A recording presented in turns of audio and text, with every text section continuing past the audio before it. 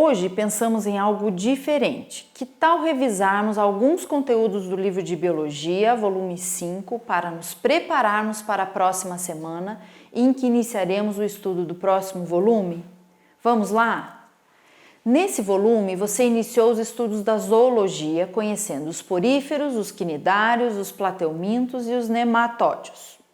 Na nossa última aula, eu comentei com vocês sobre os vermes e você deve lembrar que, embora a gente chame vários animais pelo nome de verme, eles incluem grupos muito distintos e com características fisiológicas e estruturais bem diferentes. Na verdade, o que a maioria deles possui de mais parecido é o comportamento parasitário. Então, hoje vamos revisar alguns pontos bem importantes do que foi comentado a respeito dos plateumintos e também dos nematódios, dois importantes filos do reino animal. Vamos começar a nossa revisão pelo filo Plateumintes, que inicia lá na página 46 do seu livro. Eles são vermes achatados dorso-ventralmente e apresentam um terceiro folheto embrionário. Vamos lembrar que até o filo quinidário os animais tinham apenas endoderme e ectoderme. Agora, a partir dos plateumintos, encontramos os animais a mesoderme entre esses dois folhetos e dessa forma passamos a classificar os grupos como triblásticos. É interessante entender aqui algo bem importante. Como a organização está numa escala de complexidade, ou seja, do grupo mais simples em termos de estrutura até o mais elaborado, mais complexo e mais cheio de estruturas, é fácil deduzir que daqui em diante todos os filos a serem estudados serão triblásticos, e isso permite pensar em novas estruturas aparecendo, como um funcionamento do organismo mais complexo e a morfologia mais cheia de detalhes.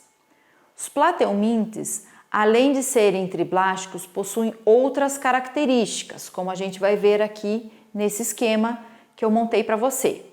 Os plateumintes são primeiramente, então, acelomados, ou seja, o corpo desses vermes é maciço, não apresenta aquele espaço que vai abrigar os órgãos do animal. Eles apresentam simetria bilateral, o que quer dizer que é possível traçar um único plano simétrico, dividindo o corpo desse animal em duas partes, a região ventral e a região dorsal.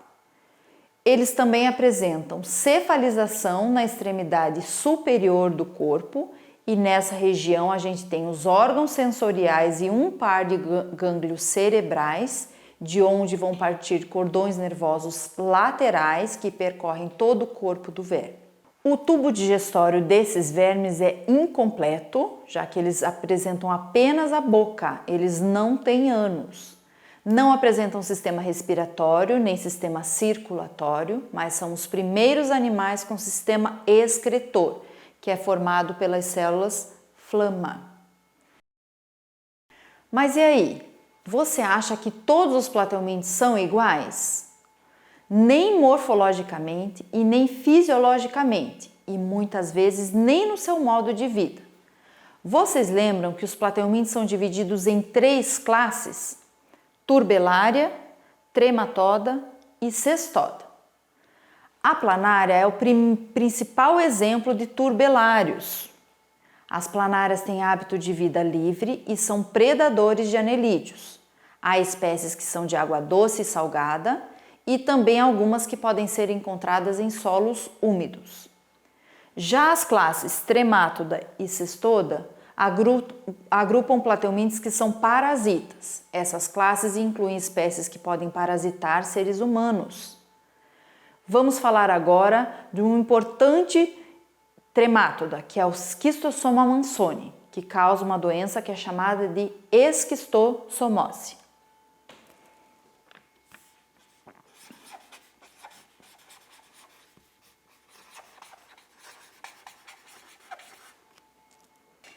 Bom, a gente pega essa doença ao entrar em contato com águas contaminadas com as cercárias, que são larvas do esquistossoma que entram ativamente pela nossa pele.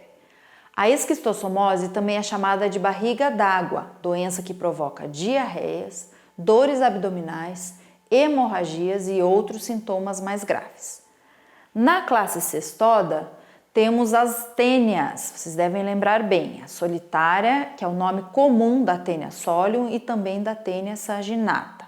Elas são causadoras da teníase, que é quando a gente ingere larvas desses vermes, direto da carne suína e bovina. Vou colocar aqui então, teníase, que é quando a gente se alimenta das larvas deste verme. Mas também pode ocorrer uma outra doença, que é a cisticercose humana, que é quando a gente ingere diretamente o ovo da Taenia solium. Cisticercose, que é quando a gente ingere, então, os ovos da Taenia solium. A cisticercose é perigosa porque do ovo ingerido irá eclodir uma larva que pode se alojar em nosso cérebro e provocar problemas neurológicos graves. Vamos agora fazer uma atividade que está na página 53 do seu livro didático. É a atividade de número 4. Vamos lá. Considerando o processo reprodutivo das planárias, que leitura se pode fazer desta tira? Então vejam que a gente tem uma tirinha representada aí nessa atividade, que diz assim. Então temos aqui, se os Jedi fossem planárias, as lutas não teriam fim.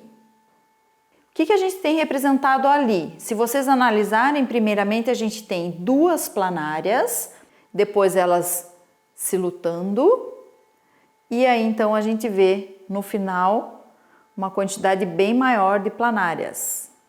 Isso quer dizer então que elas estão se reproduzindo de forma assexuada. Quando uma planária corta a outra, essas planárias originam novos indivíduos, certo? Outro grupo de vermes que nós já estudamos e vamos relembrar agora são os nematódios, os vermes que são cilíndricos. Com o corpo liso e cilíndrico, afilado nas extremidades, a grande novidade que podemos identificar nesses animais é a presença de duas aberturas, a boca e o ânus, formando o que a gente chama de tubo digestório completo. Vamos a outras características presentes nesse grupo. Primeiramente, então, a gente pode dizer que os nematódios são animais pseudocelomados, e esse pseudoceloma auxilia na sustentação e na separação dos órgãos internos dentro do corpo do verme. Também apresentam simetria bilateral, assim como os vermes plateumintos. O sistema nervoso é formado por esse anel nervoso, então um pouquinho mais complexo do que o dos plateumintos. E esse anel nervoso fica ao redor do esôfago, de onde partem então cordões nervosos longitudinais para todo o resto do corpo. O sistema excretor são em tubos em forma de H, e nesse grupo machos e fêmeas também possuem dimorfismo sexual. O desenvolvimento é indireto, ou seja, apresentam fase larval intermediária. A principal importância desses animais está relacionada ao fato de serem parasitas e causarem doenças nos seres humanos. Relembrando os nematódios parasitas, podemos citar o Ascaris lumbricoides, popularmente conhecido como lombriga. É o verme causador, então, da ascaridíase, doença que pode ser adquirida quando a gente ingere alimentos contaminados pelos ovos da lombriga. Por isso, é fácil entender o que podemos fazer para prevenir essa doença. Vamos ver? Lavar bem os alimentos, tomar água filtrada, lavar sempre muito bem as mãos e fazer as necessidades fisiológicas em locais adequados. Outra parasitose causada por um nematódio é a ancilostomose ou amarelão, que pode ter dois agentes patogênicos, que é o Ancylostoma duodenale e o Necator americanus. Enquanto as caridíase a gente pode pegar ingerindo ovos do verme juntamente com água ou alimentos contaminados, na ancilostomose as larvas entram ativamente pela pele, no contato direto com o solo contaminado. Nesse ciclo, o indivíduo parasitado também elimina os ovos do verme nas fezes. Por isso, a importância da gente utilizar sempre instalações sanitárias adequadas, para evitar que o ciclo da doença reinicie. Outras parasitoses que são causadas por nematóides parasitas são o bicho geográfico, a enterobiose e a filariose. O bicho geográfico é causado por um verme parasita de cães, que liberam as larvas do verme no solo. Essas larvas penetram ativamente a nossa pele, geralmente em ambientes de praia. A enterobiose é uma verminose que afeta principalmente as crianças e é bem comum a autoinfestação. Vou te explicar melhor o que significa essa autoinfestação. As crianças adquirem a doença quando ingerem água ou alimentos contaminados com os ovos do oxiuro, e quando adultos, esses vermes ficam alojados no intestino grosso e colocam na região anal uma quantidade enorme de ovos que causam coceira. Quando a criança coça essa região, ela fica com os ovos que são bem pequenos em seus dedos e unhas, e ao colocar a mão na boca, adquirem o verme novamente. É fácil pensar na forma de se prevenir, lavando muito bem as mãos, lavando bem os alimentos, tomar água filtrada e fazer as necessidades fisiológicas em locais adequados. Por fim, temos a doença causada pela filária, a filariose. Nessa doença, há um mosquito transmissor que é do gênero Culex. Ao picar o ser humano, a fêmea do mosquito injeta as larvas da filária que atingem nosso sistema linfático. Quando adultos, os vermes apresentam de 4 a 8 centímetros, o que causa um inchaço e um aumento do volume dos órgãos que são atingidos, que são as pernas, os braços, pode ser também a bolsa escrotal e as mamas. É por isso que a doença também é conhecida como elefantíase. A principal forma de prevenção dessa doença é combater o mosquito transmissor, por meio de uso de repelentes, de telas e mosquiteiros. Nas páginas 22 e 23 do seu livro de atividades, você encontra um resumo com os principais tópicos do que estudamos sobre os plateumintos e sobre os nematóides. Para concluirmos esse volume, vamos fazer a atividade 34 do livro de atividades na página 33. Vamos lá, essa é uma questão então da Universidade Federal de Pernambuco. As parasitoses são responsáveis por inúmeros prejuízos sanitários e econômicos no mundo, por afetar a saúde de seres humanos e animais. Em algumas regiões chegam a ser consideradas um flagelo. Quanto às parasitoses, vamos analisar as afirmações abaixo. A de número 0 primeiro. Além dos vermes, os artrópodes constituem importante grupo com espécies bem adaptadas à vida parasitária. Essa é uma alternativa que está correta. Alternativa de número 1. Os cisticercos da Taenia solium normalmente são encontrados no intestino humano e são eliminados pelas fezes. Essa alternativa está falsa. Nas fezes da pessoa infectada são encontrados os ovos da Taenia. O cisticerco fica na carne, no músculo do porco. Vamos para a alternativa de número 2. No cestoda, a perda de partes do corpo conhecidas como proglótides é parte essencial do ciclo de vida e está relacionada com a reprodução. Essa alternativa está correta.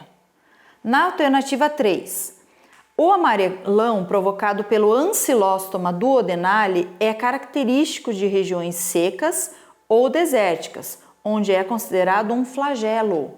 Essa alternativa está falsa. O amarelão não é característico de regiões secas ou desérticas. Ele pode ser encontrado em qualquer região, principalmente nos locais que há falta de saneamento básico. Vamos para a alternativa 4. O amarelão, a ascaridíase e a filariose são parasitoses provocadas por vermes nematóides. Correta essa alternativa. Nessa época em que falamos tanto em higiene das nossas mãos, lembre-se que muitas verminoses podem ser evitadas ao higienizarmos muito bem as nossas mãos, com água e sabão antes das refeições, depois de irmos ao banheiro e sempre que chegarmos em casa, vindo da escola, da rua, além de mantermos também uma boa higiene no preparo dos nossos alimentos. Na próxima semana, continuaremos estudando os demais grupos de animais. Até lá, uma boa quarentena e continue lavando as suas mãos.